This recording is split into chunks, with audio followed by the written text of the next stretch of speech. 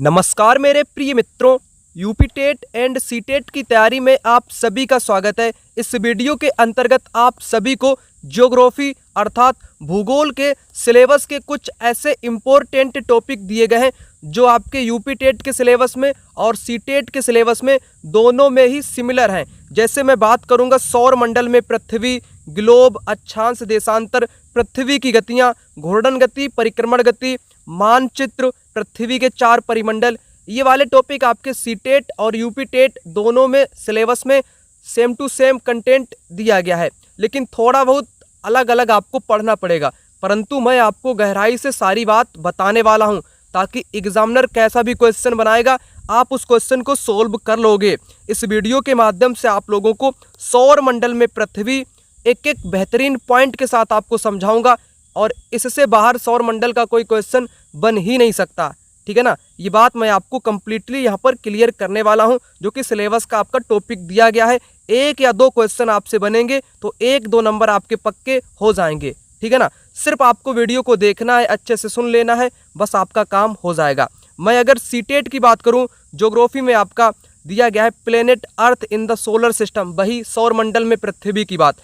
आइए इस टॉपिक को यहाँ पर शुरू करते हैं। सौर मंडल, इस टॉपिक की थ्योरी तो मैं आपको कंप्लीट कराने वाला हूँ, प्लस इसके साथ आपको PYQ क्वेश्चन भी करा दूंगा ताकि बेहतर ढंग से आपका कंसेप्ट क्लियर हो जाए, ठीक है ना। और ये जो आपको थ्योरी कराने वाला हूँ ये मेरे द्वारा बनाए गए नोट्स से ही आपको कंप्लीट करा दूंगा, प्लस PYQ भी आपको करा दूंगा।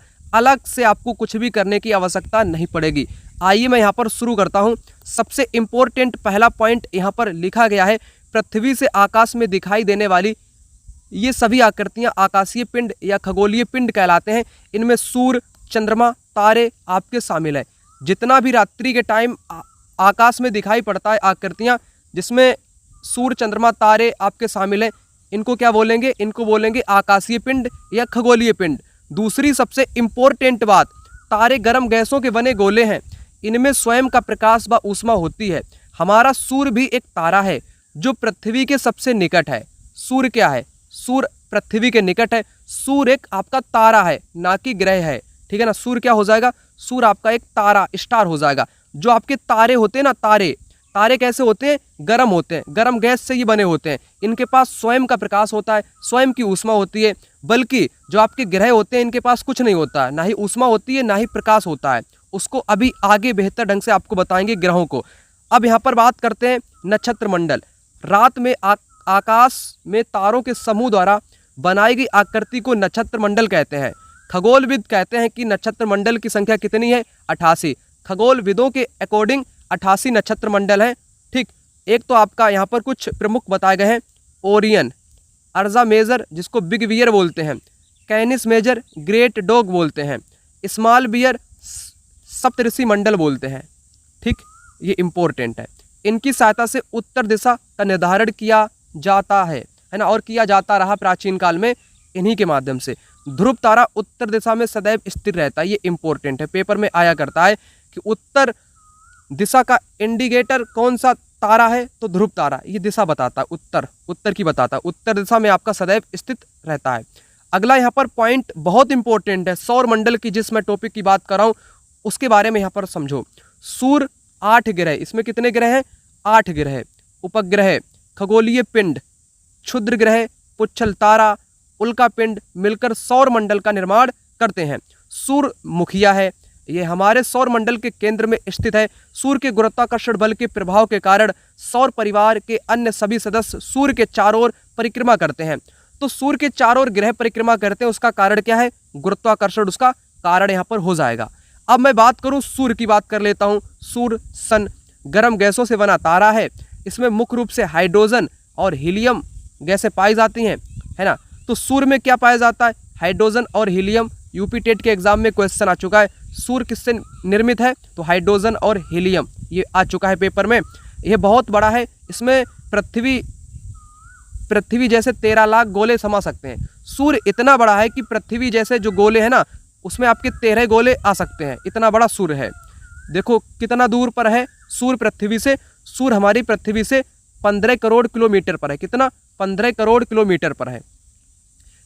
3 लाख किलोमीटर प्रति सेकेंड की चाल से सूर्य का प्रकाश 8 मिनट 19 सेकेंड का समय पृथ्वी तक पहुंचने में लगता है। देखो 3 लाख, एक सेकेंड में 3 लाख किलोमीटर प्रति सेकेंड, एक सेकेंड में 3 लाख आपका सूर्य की प्रकाश की चाल है, जिसको प्रकाश वर्ष में मापा जाता है। अगला देखो, अगला पॉइंट ग्रह की मैं बात आपसे कर रहा था। जो आकाशीय पिंड अपने तारों के चारों ओर निर्धारित कक्षा में चक्कर लगाते हैं, इनमें स्वयं का प्रकाश व ऊष्मा नहीं होती है, तारों की सहायता से ये आपके चमकते हैं। ग्रह क्या है? ग्रह ये आपके तारों के चारों ओर चक्कर लगाते हैं। जैसे सूर्य क्या है? सूर्य एक तारा है। पृथ्वी क्या है? ग्रह है। तो पृथ्वी सूरज का चक्कर लगाती है। ठीक, आगे यहाँ पर पॉइंट ये बहुत इंपॉर्टेंट है, पेपर में कई बार आ चुका है।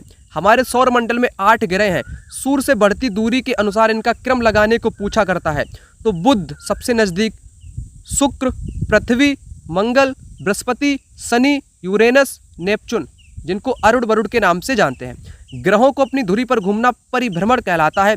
सूर्य के चारों ओर घूमना परिक्रमण कहलाता है। ठीक, ये पॉइंट क्लियर कर दिया हमने आपका। आगे यहाँ पर देखो आप लोग पृथ्वी के बारे में, जिसमें हम लोग रहते हैं। सूर्य से दूरी के हिसाब से तीसरा ग्रह है, आकार में 5वां है। हमारी पृथ्वी लगभग गोलाकार है, ध्रुवों पर चपटी है, मध्य में उभरी है, इसीलिए इसको भू आभ ज्योइड के नाम से जाना जाता है। हरित ग्रह, नीला ग्रह भी पृथ्वी को बोला जाता है। पेपर में क्वेश्चन बनता है भू आभ पृथ्वी को क्यों बोलते हैं? क्योंकि ये ध्रुवों के पास चपटी है, बीच में उभरी है। ठीक, उपग्रह, कुछ आकाशीय पिंड अपने ग्रह की परिक्रमा करते हुए सूर्य की भी परिक्रमा करते हैं। अपने ग्रह की परिक्रमा करने के कारण उपग्रह इनको कहते हैं। ठीक, अब देखो कुछ एक्स्ट्रा बातें। ये जो मैंने आपको बात बताई, ये आपकी SCERT की किताबों में थी, जो मैंने आपको बताई। अब मैं बात करूंगा NSCERT की, क्योंकि थोड़ा मैं अच्छे ढंग से आपको बताना चाहता हूँ थ्योरी, ताकि कैसा भी क्वेश्चन पूछ ले, सिलेबस से बाहर पूछ ले, तो भी आप लोग कर सको। मेरा उद्देश्य ये रहता है, ना कि आपको 1-2 चीज़ बता के भाग जाऊँ, ऐसा नहीं करता मैं। ठीक है ना। अब मैं NCERT की बात करने वाला हूँ। ठीक है ना। सीटेट में NCERT से पेपर बनेगा, यूपी टेट में SCERT से पेपर बनेगा। लेकिन मैं आपको दोनों चीज़ बता देता हूँ, ताकि कोई भी दिक्कत का सामना आपको ना करना पड़े। ठीक, और जितने भी लोग पहली बार इस वीडियो को देखने के लिए आए हैं, उनको मैं एक छोटी सी जानकारी बता दूं। ये जो नोट्स आप लोग देख पा रहे हो, ये नोट्स मैंने आप लोगों के लिए ही बनाए हैं। अभी हम इन सारे क्वेश्चन को भी आपको कराएंगे, जितना भी थ्योरी हमने आपको अभी बताई है। ठीक है ना। अभी बहुत कुछ बताना बाकी है, तो मैं यहाँ पर कुछ बातें आपको बता दूँ। जितने भी नए लोग इस वीडियो को देखने के लिए आए हैं, वो लोग इन नोट्स को लेकर के पूरी की पूरी तैयारी कर सकते हैं। देखो, आपको नोट्स यूपी टेट का कंप्लीट नोट्स मिल जाएगा, 60 नंबर की तैयारी हो जाएगी। आपको सीटेट SST का भी नोट्स मिल जाएगा, 60 नंबर की कंप्लीट तैयारी हो जाएगी। सीटेट का नोट्स यूपी टेट के नोट्स से बिल्कुल अलग है। सिर्फ ज्योग्राफी के 1-2 चैप्टर सिमिलर हैं, जिनको मैं आपको यहाँ पर करा रहा हूँ। आपको पता होगा यूपी टेट नोट्स का प्राइस कितना है? इसका प्राइस 299 है। अगर आप लोग इसके साथ सीटेट का भी लेना चाहते हो, तो मैं आपके लिए डिस्काउंट कर दिया हूँ। 399 में दोनों नोट्स कॉम्बो में आपको मिल जाएंगे। वैसे दोनों का अलग अलग प्राइस 299 है, दोनों एक साथ जिनको भी लेना है 399 में आपको कंप्लीट मिल जाएगा। दिए गए नंबर पर कॉल या व्हाट्सएप पर मैसेज कर लेना। और नोट्स के साथ आपको PYQ क्वेश्चन भी मिल जाएगा, इसलिए आपको अलग से कोई किताब पढ़ने की ज़रूरत नहीं पड़ेगी। अब मैं कंटेंट की बात करता हूँ। ठीक, तो यहाँ से शुरू करते हैं। देखो, पूर्णिमा क्या होता है? पूर्णिमा क्या होता है? पूर्ण चंद्र को लगभग 1 महीने में एक बार देख सकते हैं। ये पूर्ण चंद्रमा वाली रात को पूर्णिमा कहते हैं। 15 दिन के बाद आप इसे नहीं देख सकते हैं। ये पूर्णिमा हो गई। अमावस्या, पूर्णिमा के 15 दिन बाद इस नए चंद्रमा की रात्रि को अमावस्या बोलते हैं। ठीक, चंद्र ग्रहण कब पड़ता है? सूर्य ग्रहण कब पड़ता है? देखो, पूर्णिमा को आपका होता है चंद्र ग्रहण, ये भी बात आपको पता होनी चाहिए। चंद्र ग्रहण कब होता है? पूर्णिमा को होता है। अमावस्या को क्या होता है? सूर्य ग्रहण होता है। सूर्य ग्रहण, ये भी छोटी छोटी जानकारी आपसे पूछी जा सकती है। यहाँ पर ये बात आप लोग देखो। अब क्या होता है, क्वेश्चन थोड़े अब पेपर में ना न्यू लेवल के पूछता है क्वेश्चन। जैसे पूछ सकता है आपसे, हम दिन के समय चंद्रमा एवं इन छोटी चमकीली वस्तुओं को क्यों नहीं देख पाते हैं? जैसे दिन का टाइम है ना, आप लोग आकाश में देखोगे, आपको चंद्रमा, सूर्य, ये कुछ क्यों नहीं दिखाई देता है दिन के टाइम में?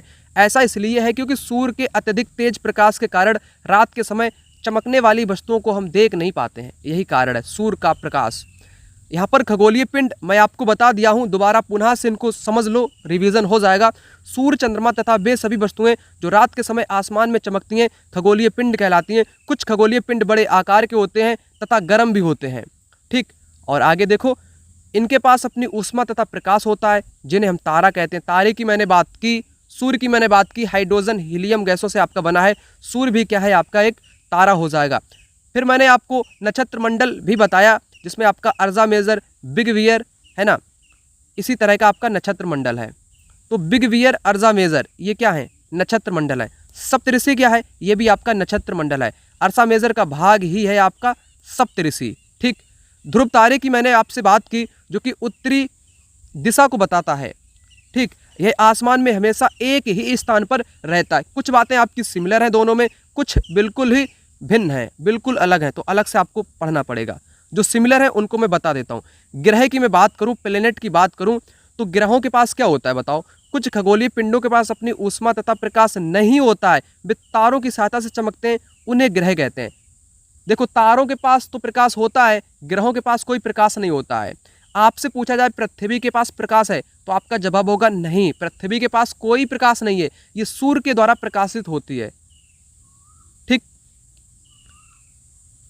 आगे देखो, पृथ्वी भी एक ग्रह है जिस पर हम रहते हैं, यह सूर्य के प्रकाश से प्रकाशित होती है। पृथ्वी अपना संपूर्ण प्रकाश व ऊष्मा सूर्य से प्राप्त करती है, ये बात मैंने आपको बताई।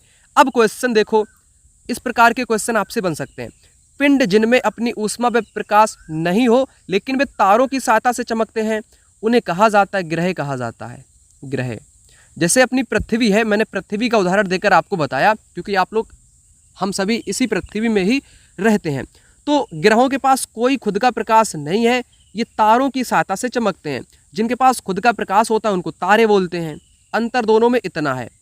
अब ये सीटेट में क्वेश्चन आया था, इस प्रकार से पूछा जाता है। देखो, आप लोग देख सकते हैं, ग्रहों के बारे में निम्नलिखित में से कौन सा कथन सही है। दोनों यूपीटेट, सीटेट दोनों के लिए इंपॉर्टेंट है।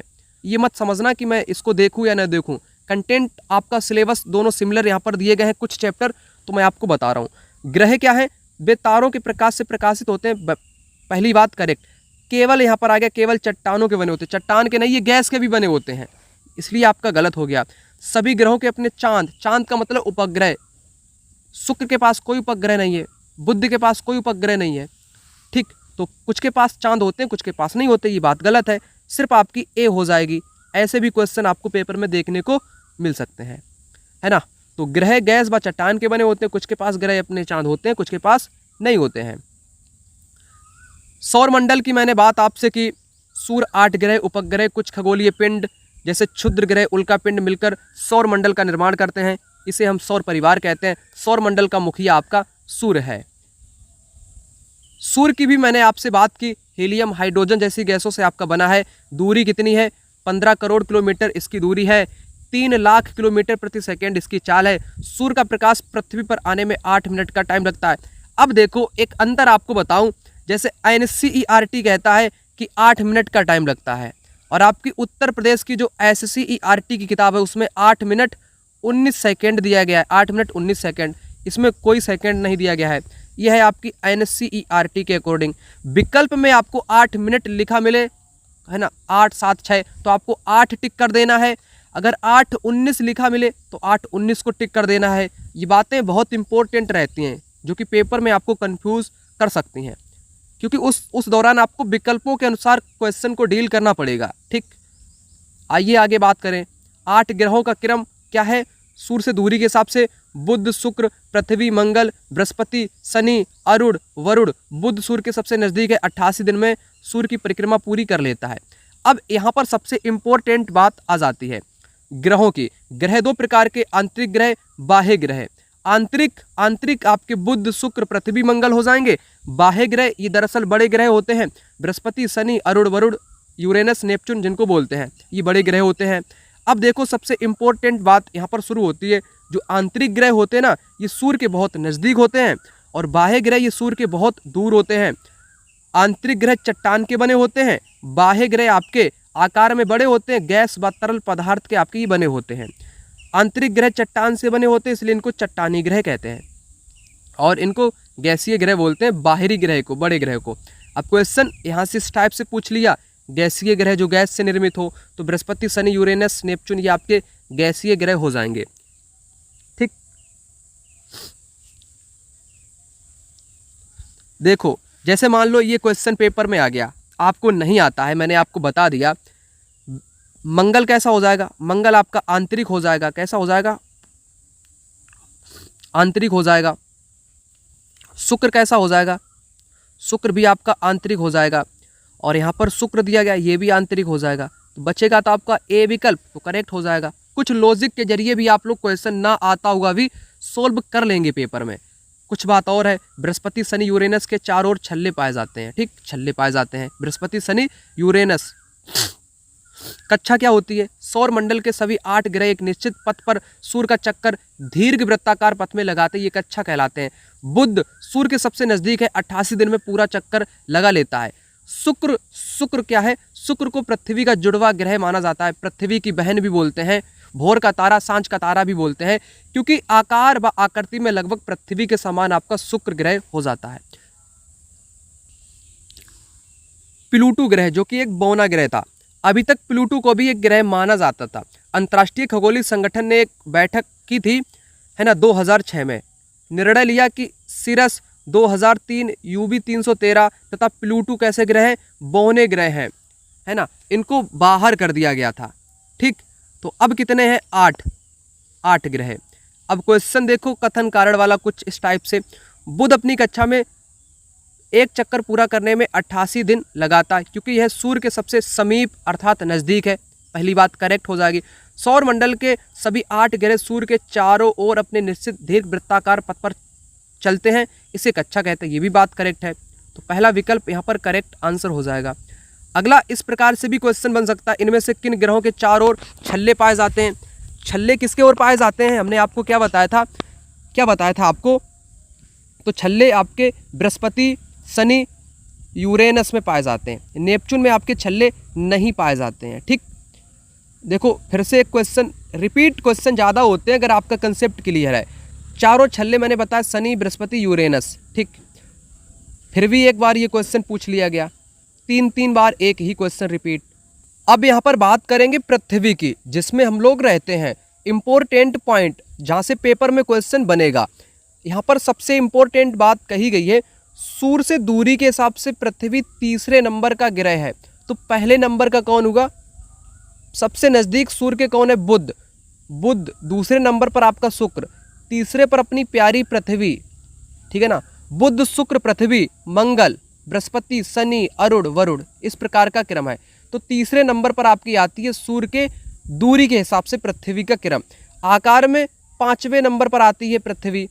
ये ध्रुवों के पास चपटी है, बीच में आपकी उभरी है, इसीलिए इसको भू आब बोलते हैं। उभरा होना और बीच में उभरा होना और ध्रुवों पर चपटा होना ही आपका भू आब कहलाता है। जीवन जीने के लिए अनुकूल परिस्थितियां केवल पृथ्वी पर ही पाई जाती हैं। हम लोग जीवित हैं, सिर्फ एकमात्र ऐसा ग्रह जिस पर हम लोग रह रहे हैं वो है पृथ्वी, है ना, क्योंकि जीवन जीने के लिए सारी परिस्थितियां पाई जाती हैं। पृथ्वी ना तो अधिक गर्म है ना ही अधिक ठंडी है। अंतरिक्ष से पृथ्वी नीले रंग की दिखाई पड़ती है, क्योंकि 2/3 पानी से ढकी है, इसलिए इसे नीला ग्रह भी बोलते हैं। अब क्वेश्चन की बात कर लेता हूँ, पृथ्वी को भू आब के रूप में क्यों वर्णित करते हैं? इसको भू आब क्यों बोलते हैं? भू आब क्या बोला मैंने आपसे? पृथ्वी ध्रुवों के पास चपटी है और बीच में उभरी है, इसीलिए इसको भू आब बोलते हैं। पृथ्वी ना तो अधिक गर्म है ना तो अधिक ठंडी, बात तो सही है पृथ्वी के बारे में, लेकिन भू आब के बारे में सही नहीं है। पृथ्वी 2/3 जल से ढकी है, ये भी बात सही है, लेकिन भू आब के लिए ठीक नहीं है। जीवन के लिए अनुकूल परिस्थितियां केवल पृथ्वी पर पाई जाती हैं, पाई तो जाती हैं सभी जानते हैं, लेकिन भू आब के लिए ठीक नहीं है। ये सेम टू सेम विकल्प एग्जामिनर यहीं से उठा लेता है। जैसे हमने आपको गर्म ठंडी बताया, भू आब बताया, अनुकूल परिस्थितियां बताई, वही सेम टू सेम विकल्प में विकल्प बना देता है उन्हीं लाइनों से, ताकि आप लोग कंफ्यूज हो जाओ। लेकिन जब तक मैं हूं ना तब तक आप कंफ्यूज नहीं हो पाओगे।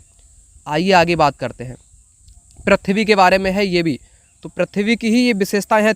अब यहाँ पर क्वेश्चन पूछा कि उस ग्रह की पहचान करो, कौन सा ग्रह जो सूर्य के दूरी के हिसाब से तीसरे नंबर का होना चाहिए, आकार में 5वां हो, ध्रुवों के पास थोड़ी चपटी हो, तो पृथ्वी की ही बात यहाँ पर की जा रही है।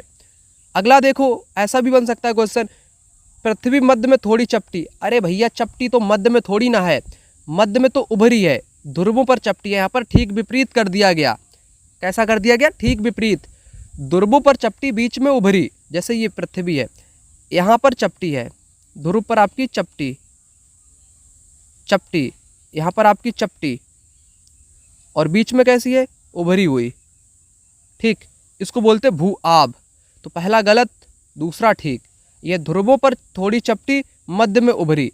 अब देखो कंफ्यूज करने के लिए दो ऐसे बना दिए गए ठीक विपरीत करके, जो मैंने आपको चित्र के माध्यम से बताया। ध्रुव आपके ये होते हैं, ध्रुव आपके ये पृथ्वी के चपटे हैं, बीच में आपकी पृथ्वी उभरी है।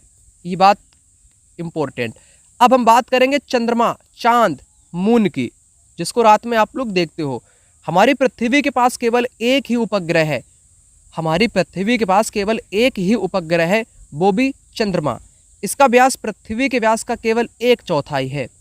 यह हमसे कितना दूर है चंद्रमा?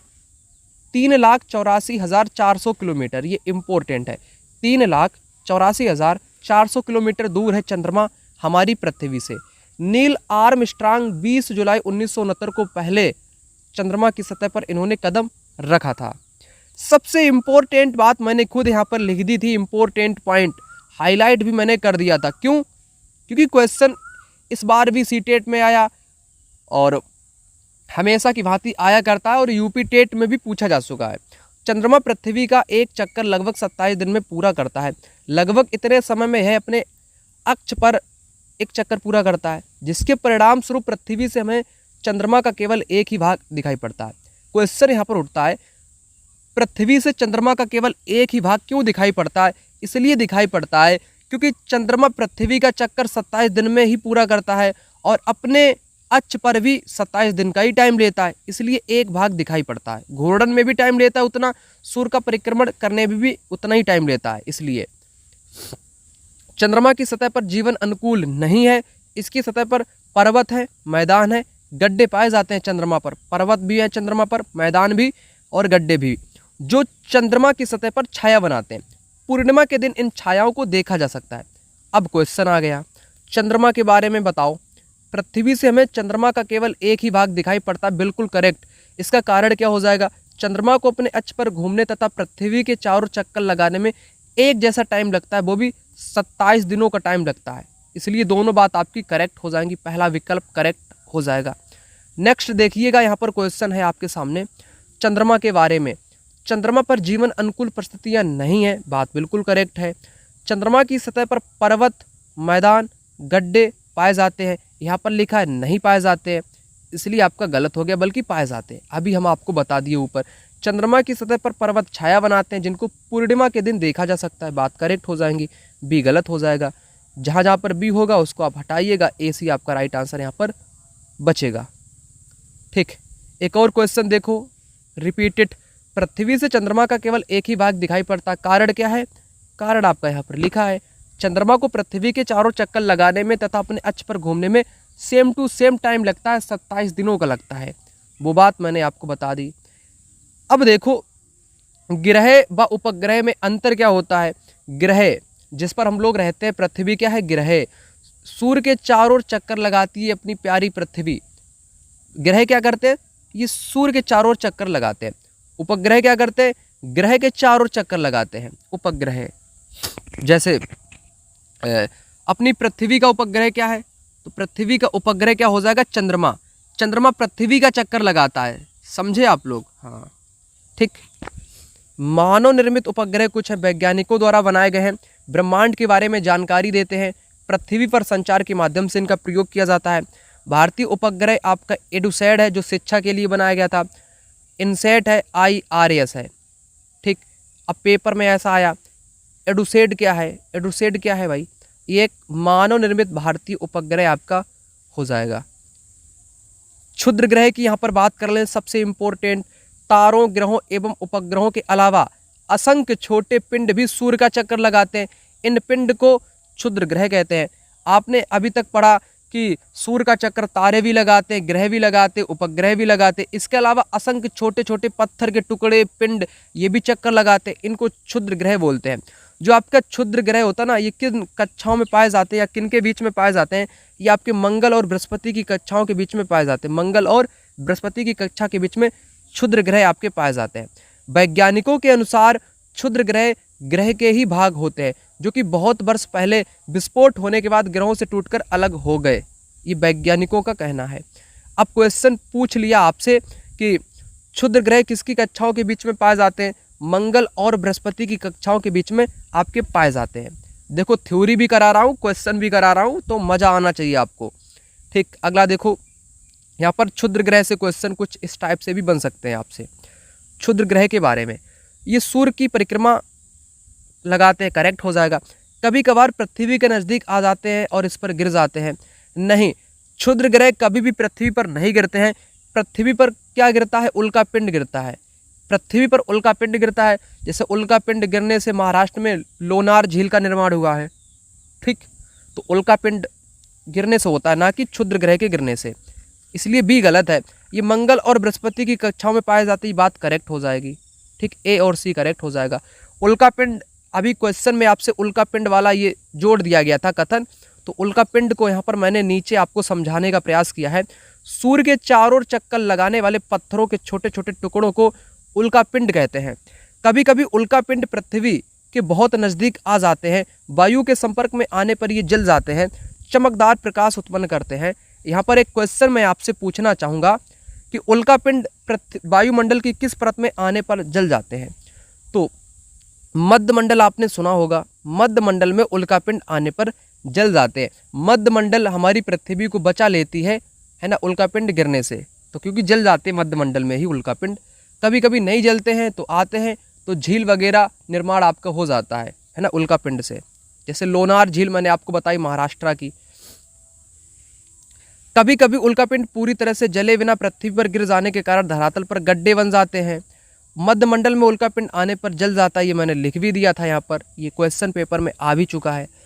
आकाश गंगा को समझ लो, चैप्टर द एंड हो जाएगा। एक ओर से दूसरी ओर तक आकाश में फैली चौड़ी सफ़ेद पट्टी जो लाखों तारों का समूह है, उसको आकाश गंगा मिल्की वे कहते हैं। हमारा सौर मंडल आकाश गंगा का एक भाग है। आकाश गंगा करोड़ों तारों, बादलों तथा गैसों की एक प्रणाली है। लाखों आकाश गंगाएं मिलकर ब्रह्मांड को बनाती हैं। ठीक, ब्रह्मांड को बनाती हैं लाखों आकाश गंगाएं मिलकर। और जो हमारा सौर मंडल है ना, ये आकाश गंगा का ही भाग है। आकाश गंगा में करोड़ों तारे हैं, बादल है, गैस की एक प्रणाली पूरी की पूरी है। और आकाश गंगा ही मिलकर ब्रह्मांड का निर्माण करता है। ब्रह्मांड का निरंतर विस्तार होता जा रहा है। ठीक, अब क्वेश्चन पूछ लिया कि ब्रह्मांड लाखों आकाश गंगाओं से मिलकर बना है, बात करेक्ट हो जाएगी। आकाश गंगा करोड़ों तारों, बादलों, गैसों की प्रणाली है। ये सेम टू सेम लाइनें उठाता है एग्जामिनर, जो मैं आपको बता रहा हूँ। ये वाली लाइन उठा ली, करोड़ों तारों बादलों वाली लाइन उठा ली, सेम टू सेम। ठीक, अब देखो कुछ यहाँ पर SCERT का कंटेंट भी ऐड किया गया है जो NCERT में नहीं था, इसलिए मैं आपको दोनों ही नोट्स अलग अलग प्रोवाइड किए हैं, यूपी टेट और सी टेट के, क्योंकि दोनों में ज़मीन आसमान का अंतर है। कुछ चीज़ सिमिलर है जो मैं आपको बता रहा हूँ, कुछ अलग है। मैं आपको पुच्छल तारे बता दूं। पुच्छल तारे अथवा धूमकेतु चट्टाने, बर्फ, धूल, गैस के बने आकाशीय पिंड होते हैं। ये सूर्य के पास आ जाते हैं। सूर्य के ताप के कारण इसकी गैस, धूल और बर्फ वाष्प में बदल जाती है।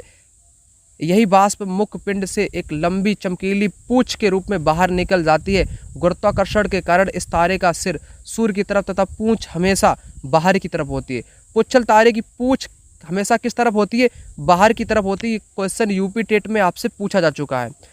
अब ये भी समझ लो आप लोग, उपसौर होता है 3 जनवरी को। यहाँ पर क्या होता है? सर्वाधिक निकट होता है सूर्य पृथ्वी के, निकटतम स्थिति में उपसौर में होता है। उपसौर में 4 जुलाई को होता है, सबसे दूर होता है। इसकी एक ट्रिक मैं बताऊं, जैसे उपसौर में पहले आप लोग उप लिखोगे इस प्रकार से, इसमें 3 लिखा है ना, और उपसौर आपका 3 जनवरी को होता है। 3 और उप में 3, इनको सिमिलर आप लोग मान लो। तो 3 जनवरी को पृथ्वी सूर्य के सबसे निकटतम होती है, निकट, सर्वाधिक निकट होती है। अपसौर में दूर होता है, 4 जुलाई का ये मामला आपका है। और यहाँ से भी एक क्वेश्चन पेपर में आपसे पूछा जा चुका है यूपी टेट में। ठीक, नेक्स्ट टॉपिक आपका रहेगा ग्लोब अक्षांश देशांतर। नेक्स्ट वीडियो में आपको ये वाला टॉपिक मैं आपको कराऊंगा। तब तक के लिए आपको ये नोट्स अगर चाहिए तो दिए गए नंबर पर कॉल या व्हाट्सएप पर मैसेज करके फटाक से नोट्स ले लो। PYQ क्वेश्चन सब कुछ आपको मिल जाएगा, सी टेट, यूपी टेट सब कुछ मिल जाएगा। दोनों नोट्स अगर कॉम्बो में लेना चाहोगे UP TET plus C TET तो आपको 399 का आपको मिल जाएगा, है ना। 200 का डिस्काउंट के साथ आपको मिलने वाला है। सिंगल लेना है तो 299 का आपको पड़ जाएगा, ले लेना। नंबर पर कॉल या व्हाट्सएप पर मैसेज करके पूरी की पूरी तैयारी आपकी हो जाएगी। अलग से आपको कोई भी किताब कुछ भी करने की ज़रूरत नहीं पड़ेगी। मैं हूँ आपके साथ, सब कुछ आपका हो जाएगा।